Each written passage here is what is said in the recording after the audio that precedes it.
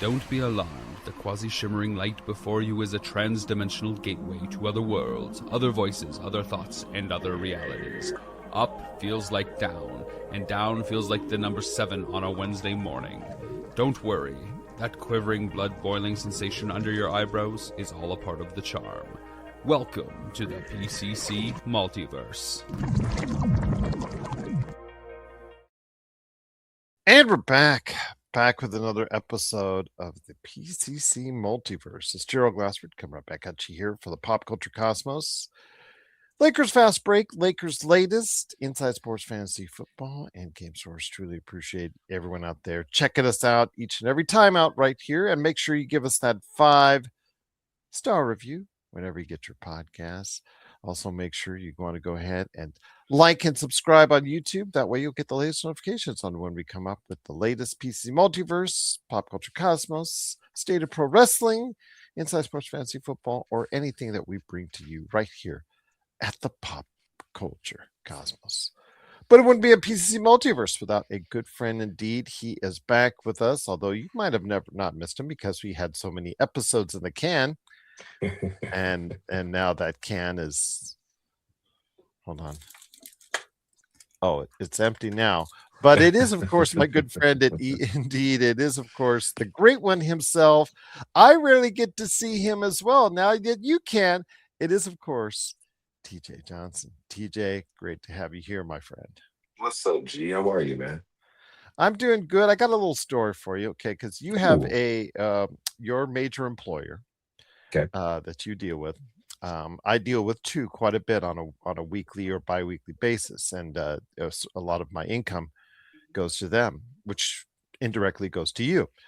And they have a membership. I'll just leave it at that. And so this company with a membership plan and whatnot, you go in there, you check in, so you can go ahead and buy various things.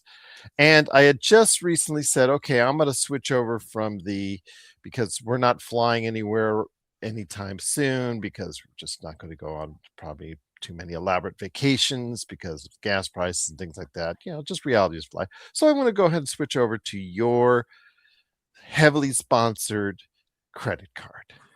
So there you go. Might as well just say TJ Johnson on the credit card. There you go. But anyways, okay. So we take it. Plus, it also has the membership. You're a member, and then the information on it as well. It's a dual thing. Not only works as an automatic membership renewal, it works as a credit card as well. We can buy things and all that stuff, and also get the percentage back from Costco. Oh, did I say that? But anyways, speaking of that, so I go up there to pay for it with my newly found card, and they said, "Sir, we can't take this." Huh? Why can't you take this? This is your card. This is for you. It's you. Go see membership services. Didn't elaborate as to why. They just said go see membership services. So we go there, my wife and I. It's in her name and her picture. And we go there and say, why can't you? I don't know why. Let me see. So they go ahead and they scan it in on their own end. And they have their tablet there in membership service, and they're looking at it. Oh, I get why. The membership number is right. The picture is obviously my wife. The name is obviously my wife. But the barcode, when you scan it, actually comes up someone named Ashley Birch, who's about 50 years older than my wife. So yes, there you go. So, yeah. So, yes, now I go running around the house and I say, Ashley, what's going on? Ashley. Yes. Ashley. My wife. My Leon impersonation. Yes, I'll be divorced here within probably the hour at this point rate. So yeah, absolutely indeed. But great to have you here. It is the PC Multiverse. Got about 3 topics for you guys today. Just 3 heavy topics, and one is going to be a WrestleMania preview, which I'm going to go to on the first night. I finally bit the bullet. I found a discount even better than what was advertised on television, so I'll just say that. But I go ahead. Thanks, CM Punk. Yeah, exactly. CM. Oh, that was not CM Punk. That was totally. That was totally.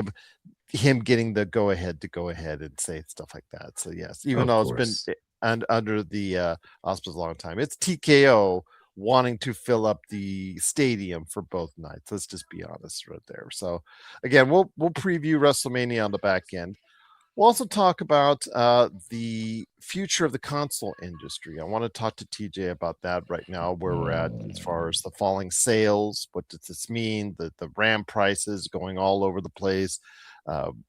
Steam machine being delayed. What's the deal with the new Xbox? So we'll go ahead and talk about the industry and what kind of health does it have right now. But first, my friend, a new Disney CEO was named recently. We haven't touched on this much on the show at all, on either show. So I wanted to ask you this, my friend, because Bob Iger finally stepped away again. But hopefully, this is the last. Hopefully for good this time. Yeah. Hopefully the last. But Josh Tomorrow is the new CEO. He's got the keys to the Magic Kingdom, my friend. Something you and I would love that opportunity to do. So, I mean, people told me all the time, oh, you should run the Lakers, run the Lakers. I would love to run the Lakers, but running Disney would be so cool. But with that, be that as it may, Josh Tomorrow is the new Disney CEO. So with that, my friend, what if Bob Iger retires, says his goodbyes, and says, I gotta go, I got a jet, and hands the keys over to Trumaine Johnson? I want to hear that. Officially, because they're not going to call you. They're not going to say TJ Johnson in your initials. They're going to go ahead and make sure they say the whole name out there. Yeah. Yes, exactly. Because that's the way they do it on the PR presses. But right. That press releases, my friend, what would they do as far as that's concerned with you now as Disney CEO? What would you do to redesign the Disney empire in your image? That's a very, very nuanced question, G. That's a very, I wasn't prepared for that one. You got me. Well, I told you this is the topic a week ago.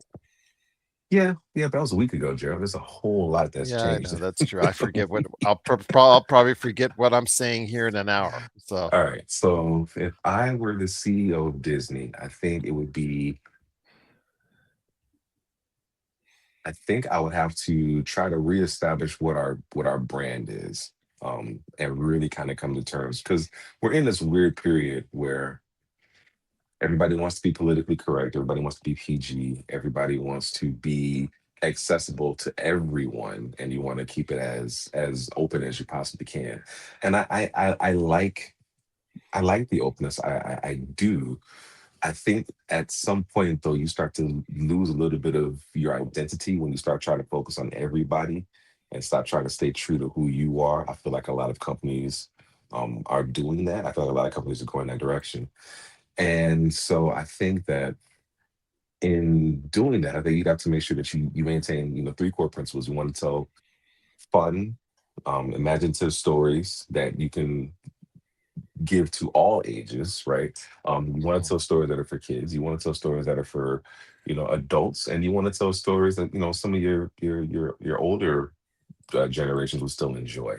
And I think it's okay to have sections for all of the above, And I think that obviously Disney and if I'm using an example of Marvel, for instance, Marvel is kind of becoming a little bit not edgy, right? I don't want to say edgy, but they're allowing Marvel's comics and Marvel properties to be a bit more mature. And I think that that's a very, very good thing because, we have to remember that these comics are things that you and I have grown up on. And we are obviously mature. I am graying as we speak. And, so we're obviously a little bit more mature. And in being more mature, we have a particular taste, and we have particular, interest.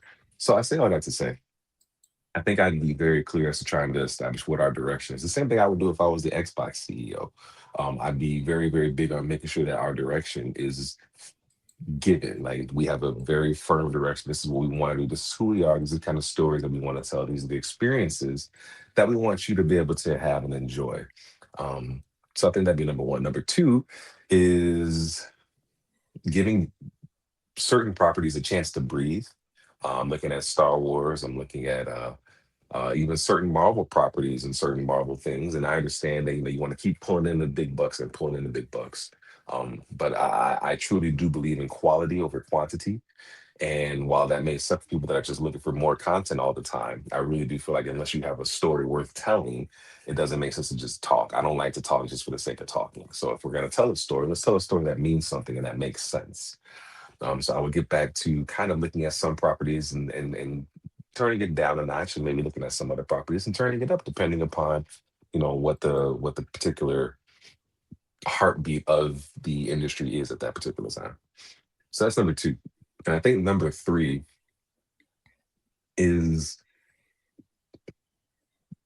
being a little bit more family orientated.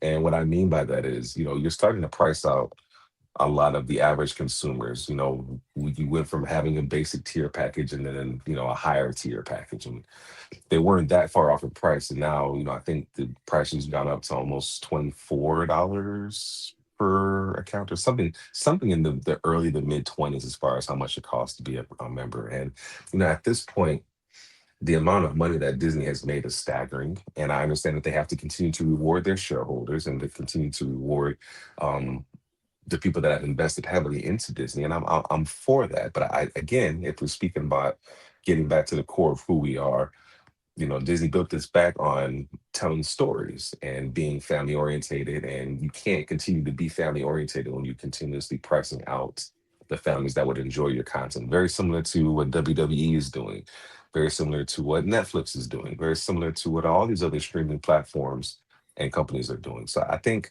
that would be something I focus on as well, is trying to find a way to get the cost back down, because right now it costs you're starting to price people out. If I didn't have young kids who really, really enjoyed their Disney content on a consistent basis, I wouldn't have a Disney Plus subscription. And you and I know we're some of the biggest Marvel fans, DC, I'm sorry, not Marvel, Marvel fans and Star Wars fans that there are out there. You and I both love Tron to death. So that would hurt me to even say that. But the truth is, because I have such young kids, and it's worth it for them. But if it wasn't for them, absolutely not. I'd be priced out. Be priced out a long time ago. So that's what I would do. If I was CEO of Disney, I would focus on getting back to telling the right stories, making sure that we don't price out our consumer, and that we allow properties a chance to truly breathe as necessary, and be willing to be flexible and malleable in those regards. That was well said. See, for someone who said he wasn't prepared on this, you certainly sound like you had a prepared statement. No, but I definitely was not prepared. But I mean, I think it makes I sense. sure believe that. We just gotta get back to being who we say we are, and again, I'm saying we as if I am Disney, but if I'm Disney and I want to get back you to already sounded getting like the that. family. I'll call Josh tomorrow right now. Say, okay, your Yeah, seat it's is, like, keep your seat warm for somebody else. TJ's coming in. let's just get back to being who we say we are, and telling the stories that we need to tell, and giving back, because they've gotten so much out of us. They've gotten so much out of us. So much out of us. At some point, you got to be able to say, okay, let's give something back, because in a world of take, it'd be really nice to give something back now and then. So I will say this, well said. I would top only some small things onto what TJ said.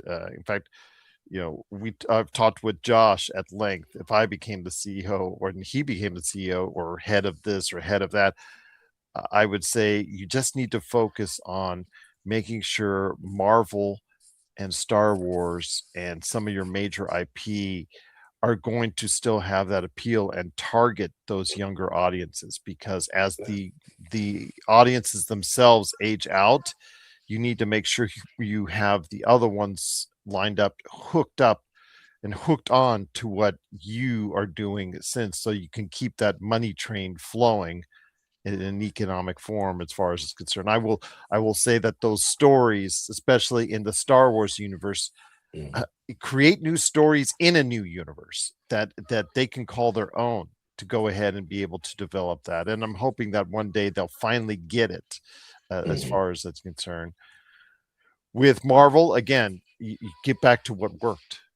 get back to Yes. what worked as far as telling an overarching narrative that will hopefully be able to bring in audiences of all ages.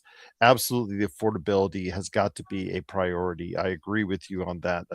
Making things affordable for everyone again should be paramount. It should not be, well, that's nice, but the rich kids can do that. If I'm a little kid and what right now, I can't. That's not fair. That's not fair to them. Make it. Disney has always been approachable to every consumer, and to not do that now is just a shame and a crime.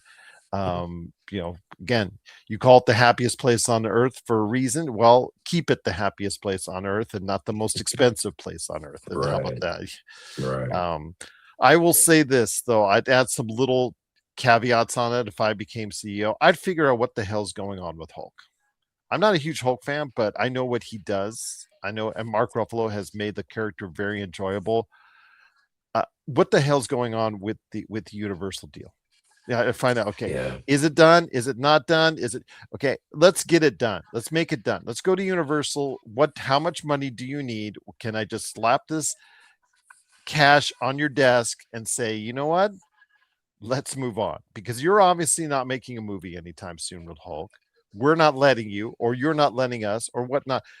This deal where it's like Mhm. he can co-star, but he can't star in a movie. It's just ridiculous at this point. It just serves no one. So just let's move on from all this. It's just garbage. And I understand Sony is not going to do that with all of its characters, and especially Spider-Man as far as that's concerned. You're not going to get the same deal because Sony makes too much money from it. Sony's actually doing something with the properties that it bought from Marvel when it was struggling in the 90s. I get it. I understand that. So I know that conversation with Sony, it has to be a lot different when Universal. But when it comes to Kingpin and Spider-Man, uh, Vincent D'Onofrio has been on the record saying, Yes. I want Yeah. to punch Spider-Man. I want to punch Tom Holland. I want to reignite that. He's got It, such a it, punchable face. it's worked so well in the Spider-Verse movies Yes. as far Yeah. as that dynamic. And D'Onofrio has done a sensational role as Kingpin in live action TV, as we're seeing now in Daredevil season 2, Born Again season 2. So work something out with that. Get that done, get that straightened out. Even if Sony still, okay, that situation is never going to relieve itself for our foreseeable future as far as Sony still producing Marvel movies, fine. But let's get this deal done where Kingpin becomes truly part of the Spider-Verse once again. And that's one thing I would go. These little things like that.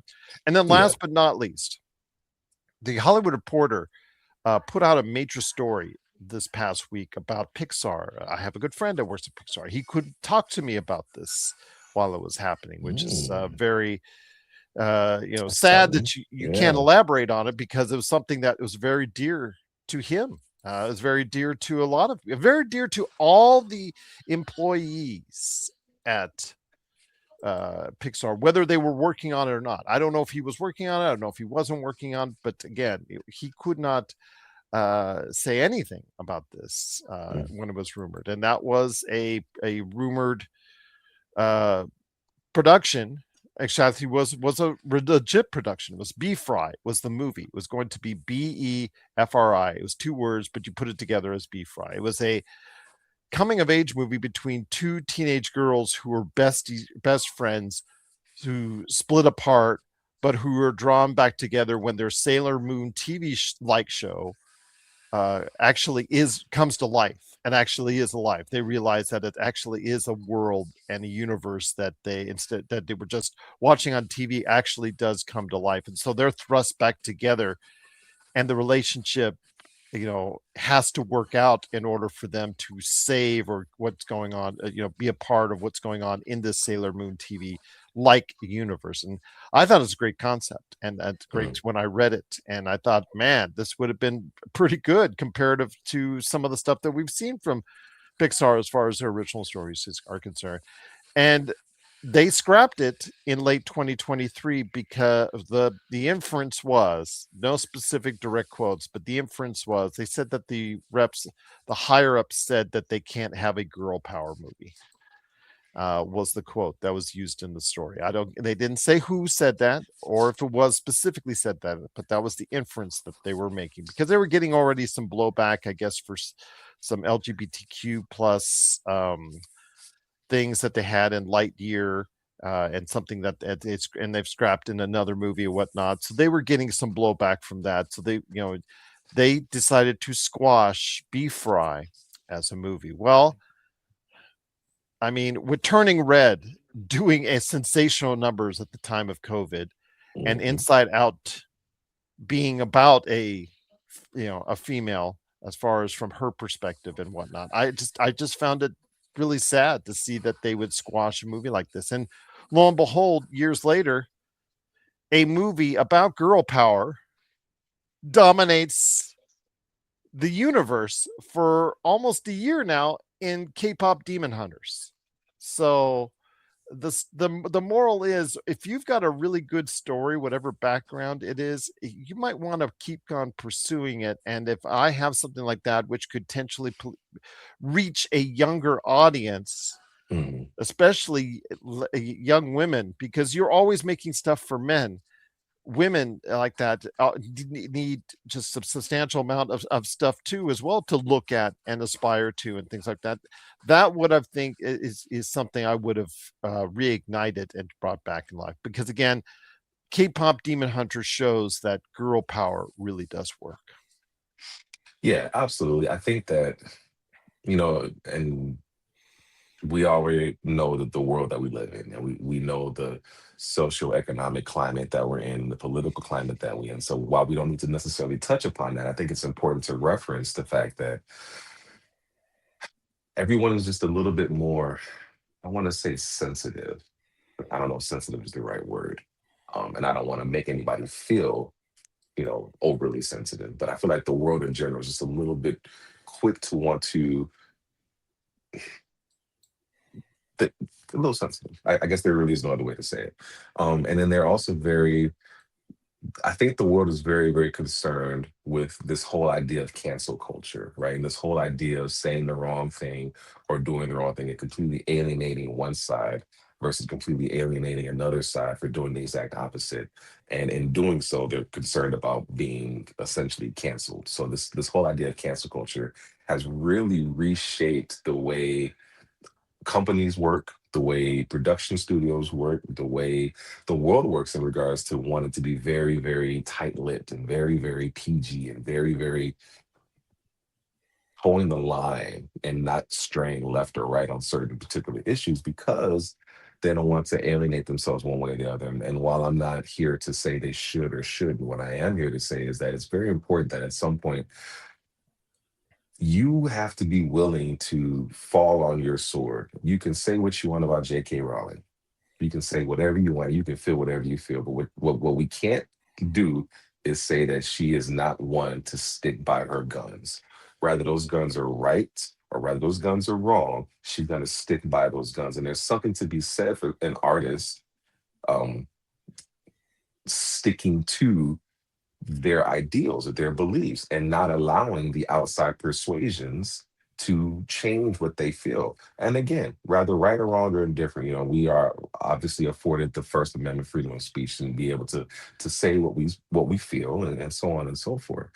So that it's not to say that anybody is right or wrong, but having the gumption to want to say it and stick to it and stay 10 toes down, as the kids say. I think there's something to be said for that. And when you have a story like the one that unfortunately didn't see the light of day with Pixar, um, and that particular film, I think that it's important that they stuck to their guns. And unfortunately, it seemed like it might have cost them the ability to put that movie out, which is less than desirable outcome, obviously. But I can appreciate them not wanting to change the essence of the story or change the characters or change the sex of the characters or whatever the case may be, and sticking to the guns and saying we just won't, maybe won't put it out or we won't release it because this is not the story that we want to tell. This is not the story that we've been trying to tell. And if you're not going to allow us to tell the story that we want to tell, then we're just not going to tell the story.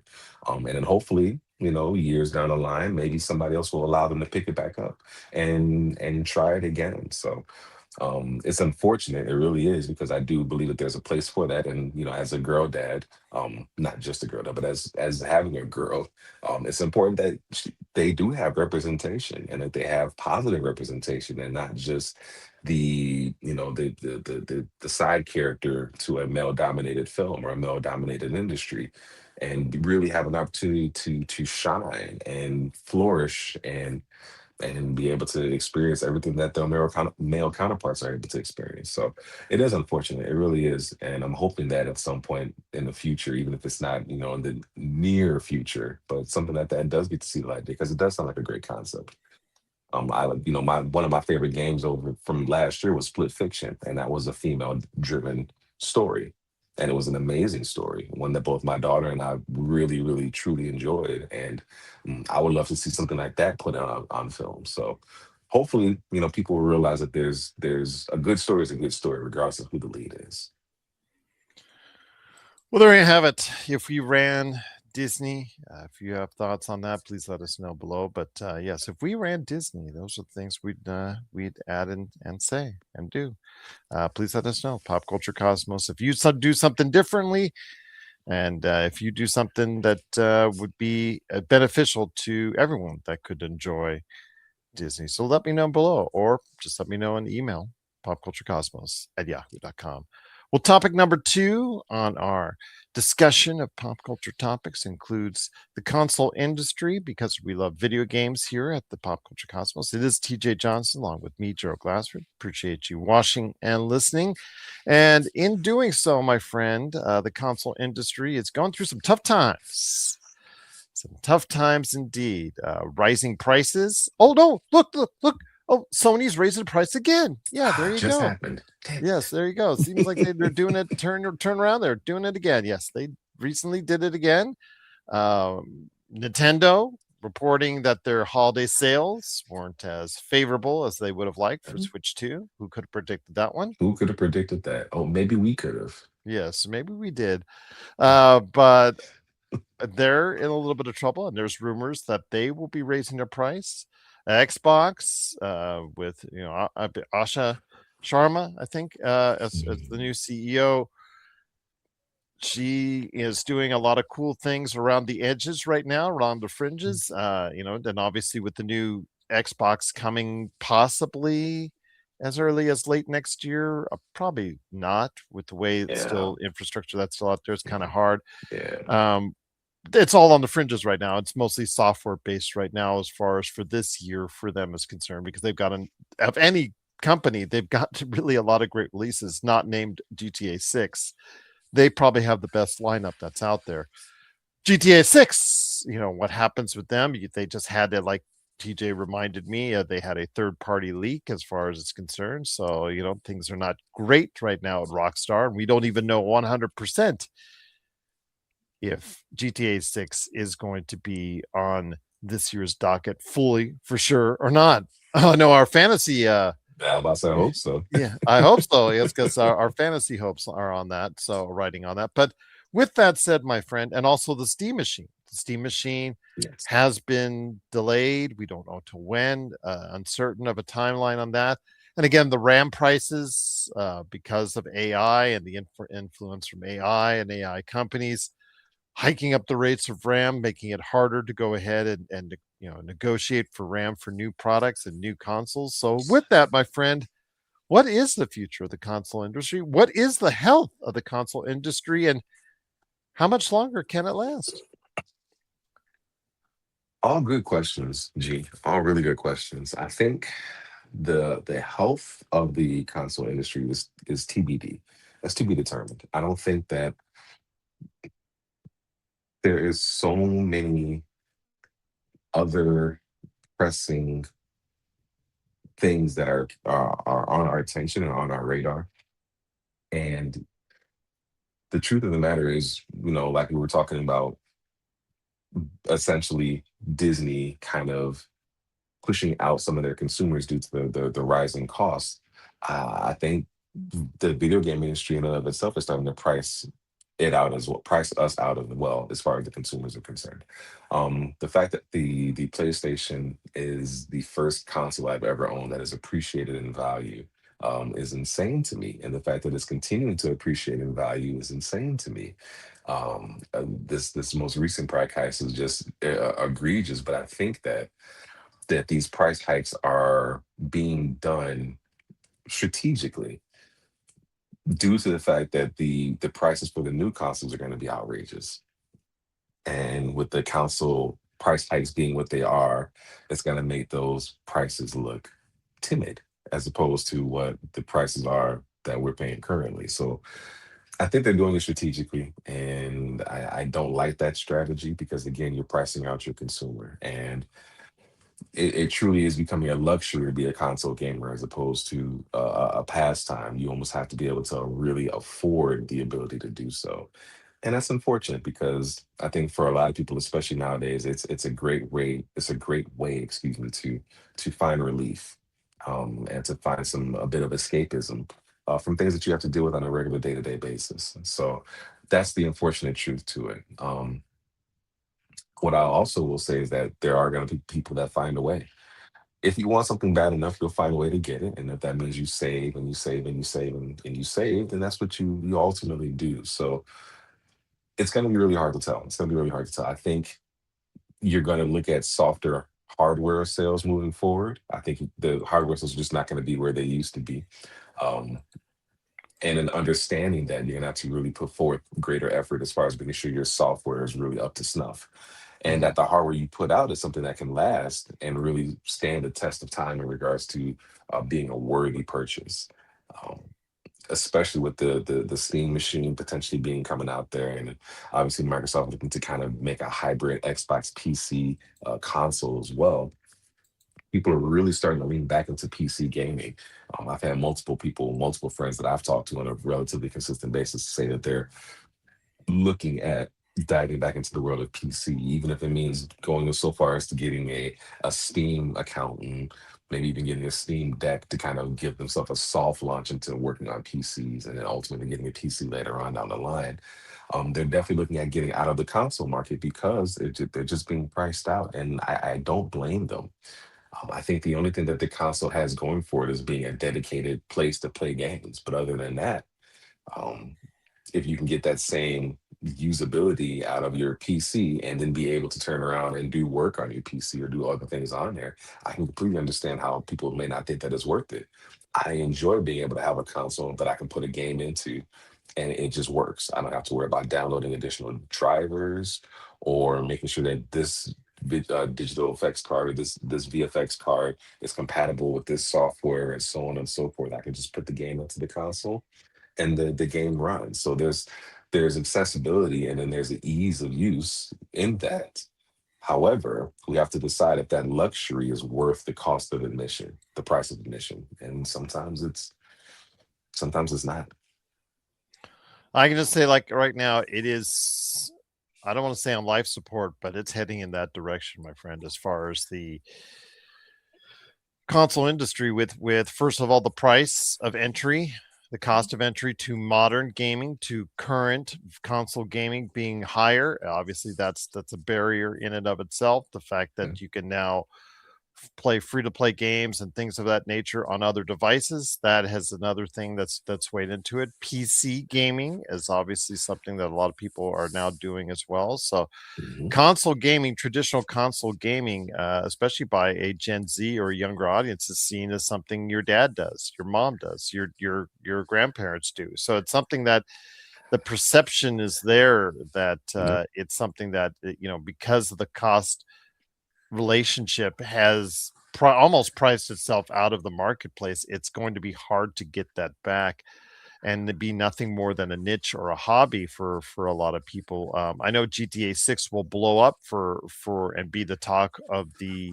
entertainment industry for a month. But what happens then? What happens then? What happens when Christmas time, people who still want to buy GTA 6 are still staring at $100 price point, maybe for entry for that, because that's been heavily rumored on that. So, again, Yeah. I have my concerns for the console industry, but a lot will be talked about in the weeks and months to come, especially when GTA 6 comes out. But right now, spending $900 on a PlayStation 5 Pro makes no sense. Spending $600 on an entry level PlayStation 5 makes no sense to me. And again, with the competitor, possibly Nintendo, going even higher, and Xbox made irrelevant by themselves, their own actions, and their Yeah. indifference to being shut out by retailers. Their own indifference in Xbox, as far as in the past year, as far as not them not caring at all, because this is an Xbox. Well, obviously this is an Xbox, but yeah, it's not going to be this is at a retail store as an Xbox because it ain't there. So Yeah.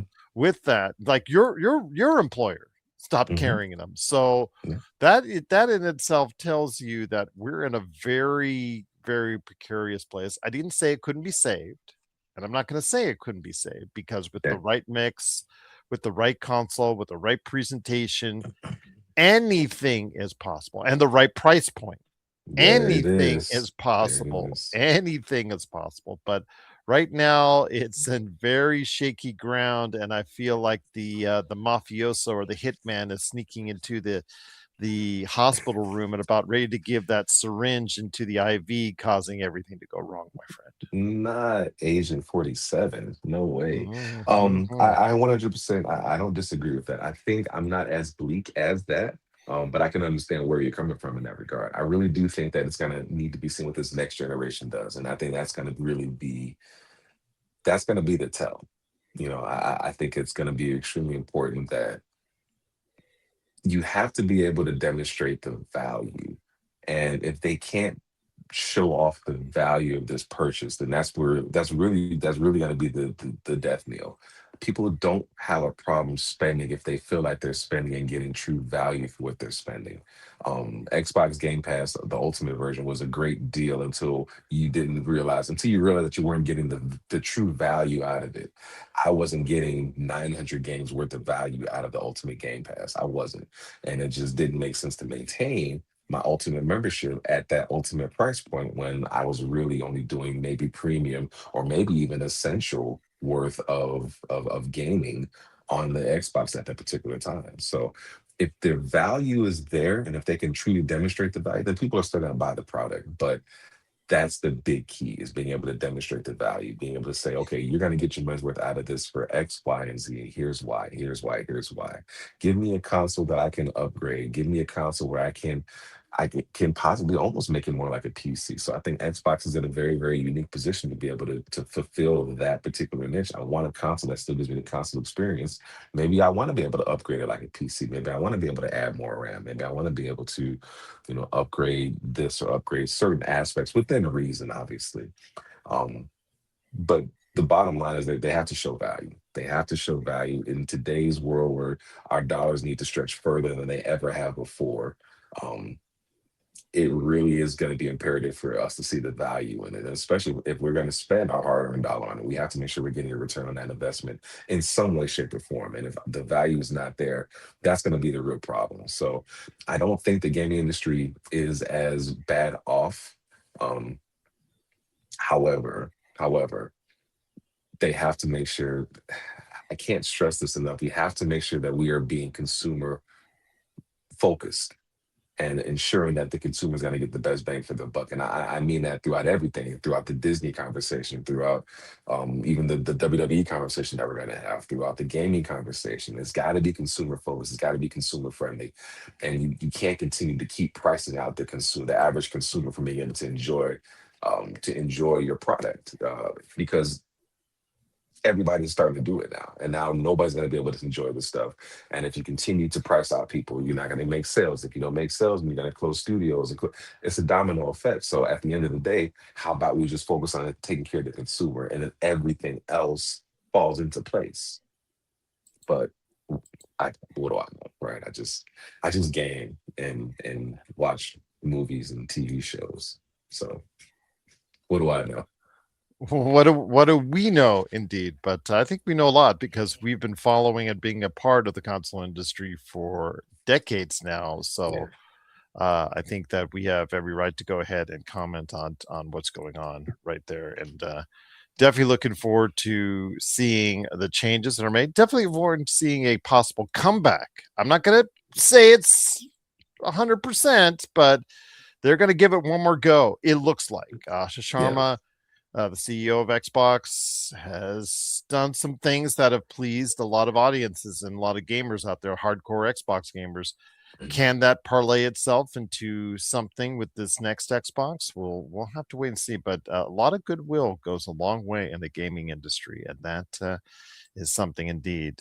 But before we head on out, my friend, if you have thoughts out there on the console gaming industry and where you think its lifeblood is right now, do you think it has a lot of life, or are you checking for a pulse when it comes to the console industry? Let us know. Popculturecosmos@yahoo.com or in the comments below. But before we head on out, my friend, I wanted to go ahead and talk to you about WrestleMania because I heard you're a wrestling fan. Oh, wait, I heard on this show that you're a wrestling fan and WWE. I told you before we Yes. went on the air that I sucked up. I bit the bullet. And because my daughter came to me and said she really wanted to go for night one, she didn't really care about night two a whole much, but night one she wanted to go ahead and see because she's a big Liv Morgan fan, and well, found the right discount, and it wasn't through Pat McAfee, the world's worst way to go ahead and tell people about a discount for your product. Absolutely, just I've seen many people talk out there. I've seen many YouTubers and content makers talk about this lead up in this build, and no one is happy Yeah. about it. And Yeah.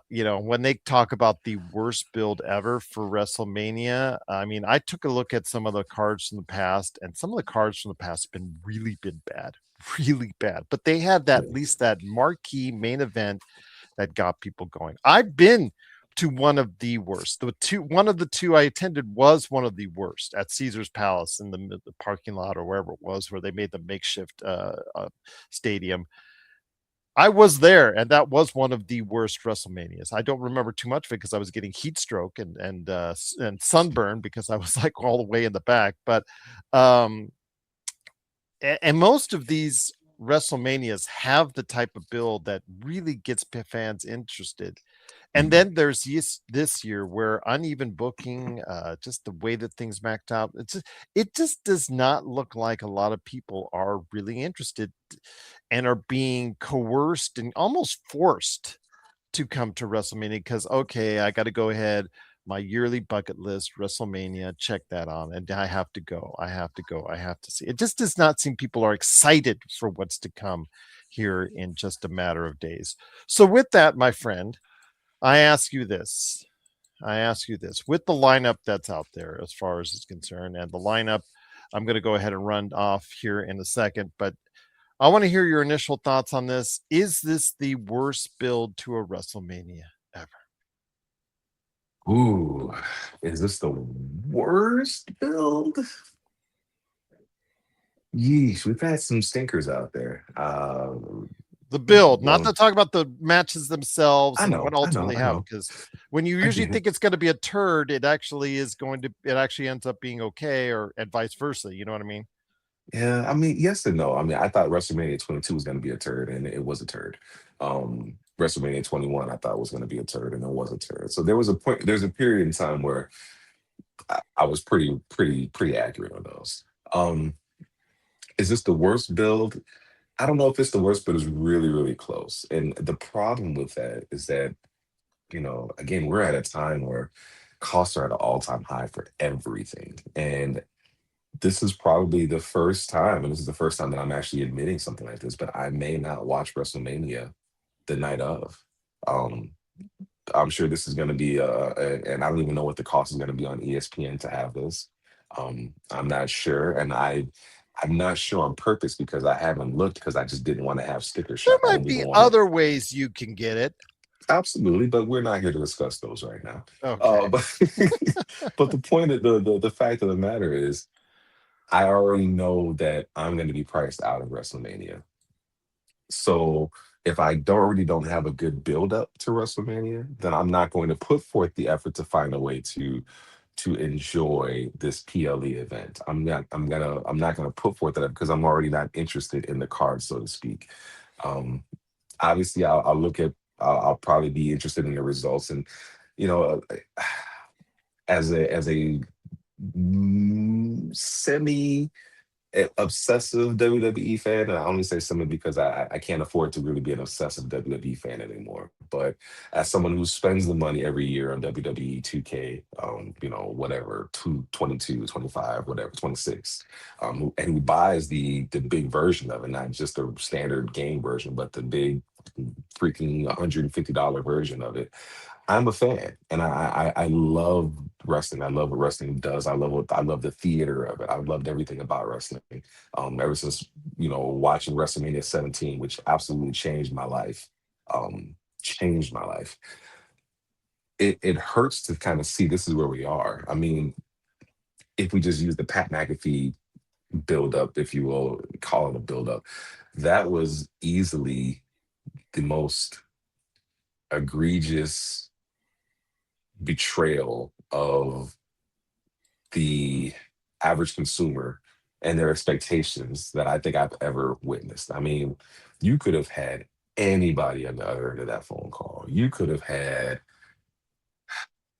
put Paul Heyman at the end of that phone call to make Randy Orton a Paul Heyman guy. You could have done The Rock. You could have done John Cena. You could have done anybody. Anybody would have worked there. You know what would have blown the roof off if you'd have brought a McMahon back, if you'd have brought a Shane, or if you'd have let that been Stephanie and let that be a Stephanie versus Hunter type deal where now she's in the ear of Randy Orton and Hunter is obviously backing Cody I'm and is just all about. I can't be with you on that. I just that those no more. I'm just done. I'm just done with the sorry. Stephanie came on the other day, slapped Cody, and did nothing. I'm sorry. It meant Yeah, but nothing. that's kind of my point. Yeah. It wasn't gonna go anywhere. I guess the bottom line is anything would have been better than Pat McAfee. Um, and it was such an egregious betrayal of our expectations and our hopes. Um, that I don't have a lot of faith in what they can put out anymore. I'm really hoping for a WrestleMania moment and a surprise. And when wrestling is as popular as it is now, it's really hard to understand. Like just a few years ago, we were riding high. Triple H was just getting going, and everything was going on with Vince McMahon. He had to step aside and allow Triple H to really take off and take over. Things were really lifting up. But then the TKO group got involved, and I hate to try to pinpoint it to just one specific thing, but I think it just got too big.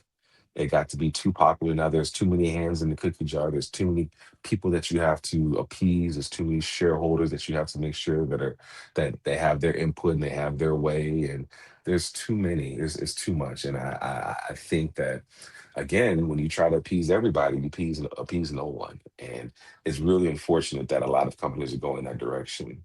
And again, we're talking about WWE, but we can very easily substitute that for gaming. We can substitute that for Disney. We can substitute that for any other big name that's trying to maintain the status quo.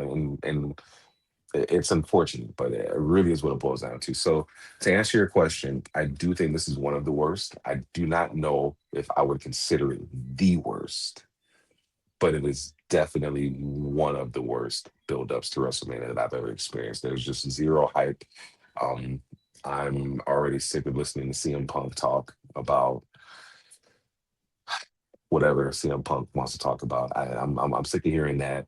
Um, I'm not sick of Cody Rhodes because I truly love his story and the comeback story that he's been on, and I truly love that. I don't know how much longer his goodwill is going to last.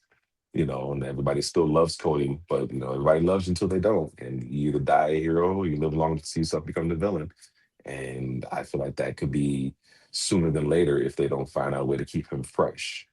And yeah, this buildup has just not been it's not been what I've hoped for. I was extremely excited for the Jade, Jade and Rhea Ripley match, and now I'm really not anymore. I don't know. Everything's just kind of gone very, very blah, and that's disheartening because being such a fan for so long and remembering the heights of WrestleMania 17, the heights of WrestleMania 18, and uh, it's tough. It's really, really tough. It's tough. So, what is it? The worst? I don't know if it's the worst, but it's definitely, definitely in the top five for worst. That's for sure. You want to know my thoughts? As What someone are your who's been thoughts, viewing Jim? the industry since the late 70s, early 80s, Go for this is the worst. it. It is clean cut. It is clear cut. It is the absolute worst, especially with the levels of way you could promote things. It Yeah, is absolutely yeah, the worst because back in the 80s, you just had, or in the 80s and early 90s, you just had a weekly syndicated show and then someone coming to you in a control room to tell you and hype up as far as everything is concerned. A couple interview angles from a snake pit or a brother love show or something like that to be able to, you had very few opportunities to go ahead and hype up shows and hype up matches for WrestleMania, or through things done at Saturday Night's Main Event. Here, we now have access to a whole myriad of ways to promote things, and they've blown it every single time. This has absolutely got to be on a catastrophic level. I'll just say that, as far as it's concerned, and having Pat McAfee involved has just made everything worse. And again, everything that they've done leading up to this has been a wrong move, and I'll leave it at that. yeah. I don't disagree with parts of that, but I think what makes those WrestleMania build-ups of yesteryear special is because they didn't have so many ways to promote. You've got one Well, that's opportunity exactly what to, I was trying to get across. Yeah, yeah.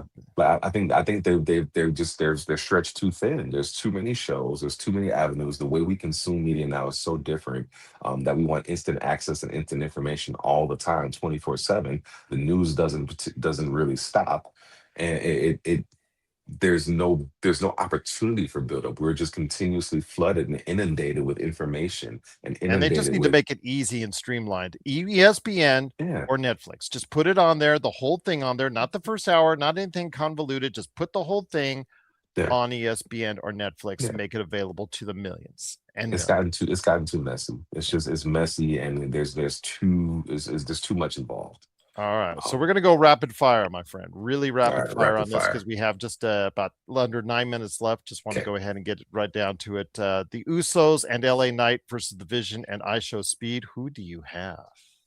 The Usos and LA Knight. And so criminally underused LA Knight. I think that's his new name. Criminally underutilized LA Knight. Nope, I Yeah. disagree. I disagree. I He was hot for a second, but his well, his his gimmick he was got made stale. unhot. I will say Yes. he was booked His unhot. And I'll leave it at that. yes. All right.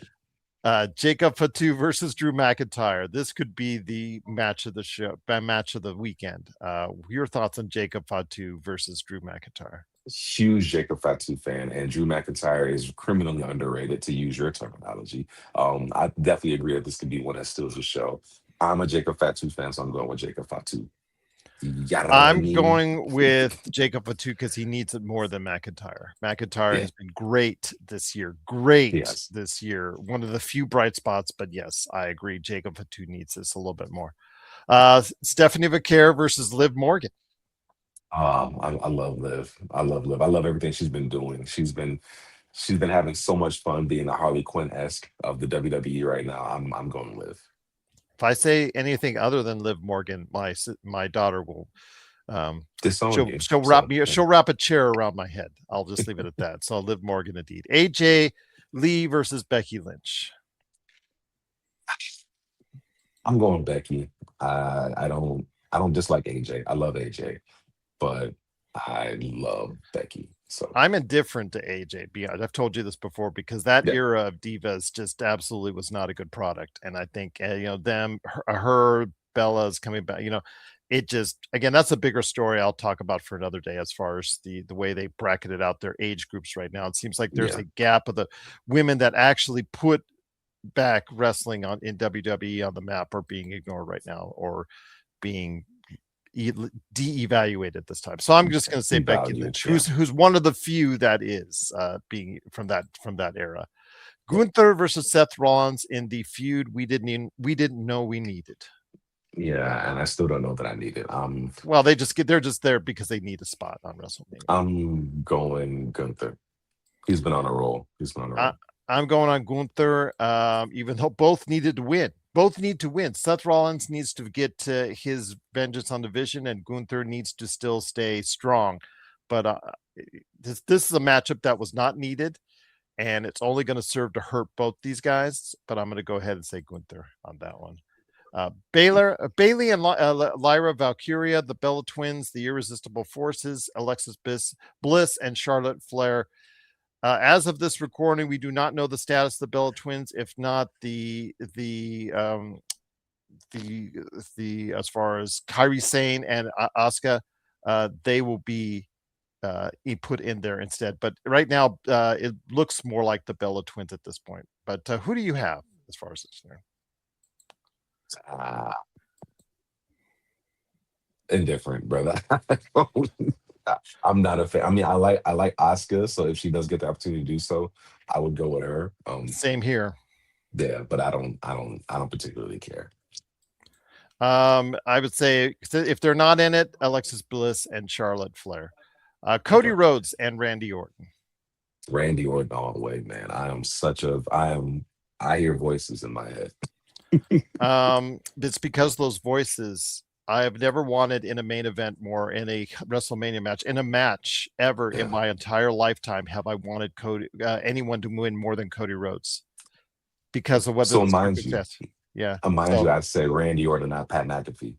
But the thing is, if Cody Rhodes wins, Pat McAfee is gone forever out of my life. Yeah. So yes, please. Cody Rhodes win. I love any Cactus Jack match, any Vader match, any of my any of my favorites. Abdullah Butcher. Nobody have I wanted to win more than Cody Rhodes, because I want Pat McAfee off my screen. Gone. Sorry, I'm sorry, my friend. Sorry with your love for Randy Orton, but I do. I get it. Yeah. I get it. Sorry. Oba Femi and Brock Lesnar. Oba needs this. Brock doesn't. This might last only 4 or 5 minutes because Brock Lesnar might blow up. The problem is he's looked weak this build up for it. So my concern is usually when they look weak, they're not going to lose. So yes. So my hope is Oba Femi as a future dominant player in this industry. Javon Evans, Dragon Lee, Rusev, Penta, JD McConnell. For the Intercontinental title ladder match. I'm going with Penta just because I really dig his style, and I'm hoping that they find a way to really find a better way to utilize him. So if I have my choice, it's going to be Penta. I'm going to say Javon Evans. He is someone really thought well of behind the scenes, and if he lights it up, if he does not make a mistake, he might get the during it. As far he's as making a lot of mistakes, man. Well, I'm hoping he won't, and he could really light things up stage. If he does well, I think he could get it. Rhea Ripley versus Jade Cargill. Oh, that's such a tough one, man. Oh, Rhea Ripley. I'm gonna say Rhea Ripley by out of necessity because Jade Cargill looks the part, but it's just something missing there with her, and plus her in the ring is just still not there yet. It's still not there, and that's the problem I have. And I feel bad because Jade Cargill has that aura, and she has the look. She has the look, man. She's got everything, but she just doesn't have the presence. And nor the verbal skills as well that really gets over to the fans as a heel. Sami Zayn versus Trick Williams. Oh, Trick Williams all day. Trick Williams. I love Trick Williams. I love whoop that trick. Absolutely. Whoop that trick, man. Yes. Finn Balor versus Dominic Mysterio. The Demon, Finn Balor. Oh, I'm so excited that he's back. Okay, I'm gonna say Dominic just because I think Dominic is still one of the best heel gimmicks in the business right now. But he's got the AAA Well, yeah, actually, this is just a match, so it's not the Intercontinental title. So, yeah, I wish they would have made this a AAA match, but as far as a title match, but yeah, it's. I would say, since it's not, I'll go with you on Finn Balor on that. And then before we get to in case Io Sky gets a match against Asuka, in case we'll know that the Bella Twins go in their match, Io Sky versus Asuka. If I had my pick, it'd be Asuka. I love Asuka. Asuka, because she's never won a WrestleMania match, and I'll go with I love Asuka. You and I both. Roman Reigns versus CM Punk before we head on out. Roman Reigns. I'm so sick of CM Punk. I'm so sick of CM Punk. Can I just say neither? No, I got to pick someone. It's a tie. They can both lose. I'm okay with that. Roman Reigns still is one of the worst WrestleMania main event matches where he actually pinned both Bryan Danielson and Edge and had dragged him over. That was still left bad taste in my mouth forever. But yeah, I think Roman Reigns. Indeed. But my friend, it's been a great one. Any last thoughts before we head on out? Live long and prosper. There you go. Oh, we got to get to Star Trek. Oh, yeah. Star Trek is another day. Indeed. Yeah, absolutely. Indeed. Or Vader time. There you go. Oh, actually, Vader time is this way. Vader time. There you go. Yes, there you go. There you go. But, prosper. So for TJ Johnson, this is Gerald Glassford. It's another beautiful day in paradise right here in the PCC Multiverse. We thank you for listening. And here's hoping you have yourself a great day. Don't be alarmed. The quasi-shimmering light before you is a trans-dimensional gateway to other worlds, other voices, other thoughts, and other realities. Up feels like down, and down feels like the number 7 on a Wednesday morning. Don't worry. That quivering, blood-boiling sensation under your eyebrows is all a part of the charm. Welcome to the PCC Multiverse.